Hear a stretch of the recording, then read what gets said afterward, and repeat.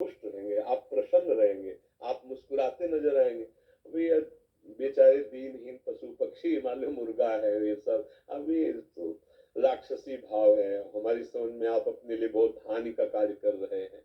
अच्छा, अब जैसे वे विचार हैं, आपने जो पाणी ग्रहण किया वो तो धर्मयुक्त है, तो शरीर तो वही है ना भाई। रूप का चमड़ा अलग अलग हो सकता है, लेकिन बनावट शरीर की तो वही है ना। तो अगर विवेक से देखो, अगर तुमको वहां सुख नहीं मिल रहा तो तुम्हें पापाचरण करने में कहाँ सुख मिल जाएगा, क्योंकि शरीर तो वही है ना, अंग तो वही है ना। तो मन को अगर हम शांत रखकर अपनी पत्नी को अधिक से अधिक प्यार करें या अपने पति को अधिक से अधिक प्यार करें, तो गृहस्थी बड़ी सुख भरी हो जाए और धर्मयुक्त है, कोई उसमें पाप है नहीं, बड़ा मंगलमय जीवन। पर मनीराम को न समझाने के कारण अब उसमें सुख तो है नहीं, जो हमारी चाह है, हमारी जो चाह है सुख की वो वहां है नहीं। अब हम बदलने लगते हैं, इस शरीर से उस शरीर, इस शरीर से उस।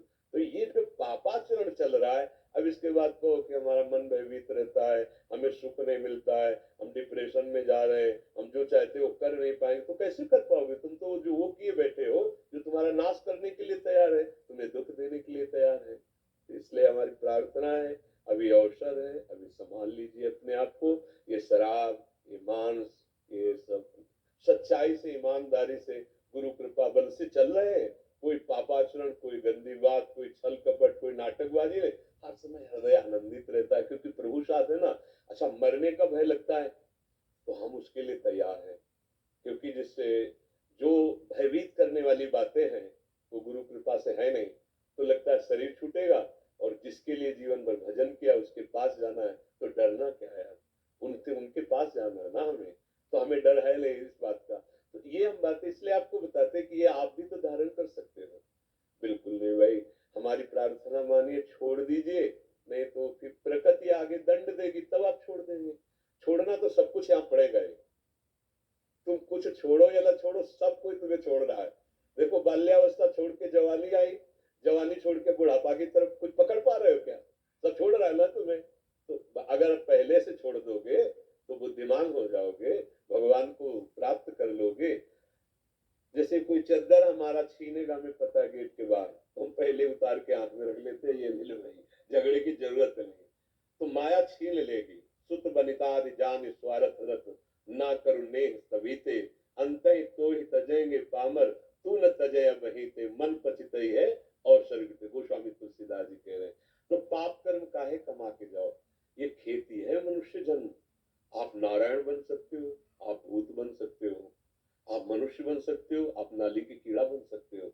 आचरण, आचरण, आचरण तुम्हारा अगर सही है तो सच्ची मानो, बिना कोई सुख सामग्री नहीं, पर हृदय आनंदित रहेगा। और आचरण सही नहीं तो जलोगे। बड़ा पुण्य किया महाराज नहुष ने, और बड़े यज्ञ किए, तो देवराज इंद्र पदवी मिली। देवराज इंद्र पदवी कोई छोटी मोटी थोड़ी, त्रिभुवन का स्वामी है। अब नशा चढ़ा पद का, पद का भी नशा होता है ना। को नर अस जन्मा जगमा ही, प्रभुता पाए जाय मदना। और उनको लगा हम त्रिभुवन पति, हमारी आज्ञा सब। तब उन्होंने कहा कि भाई देवराज इंद्र जो पूर्व थे, उनकी पत्नी सेवा में आवे।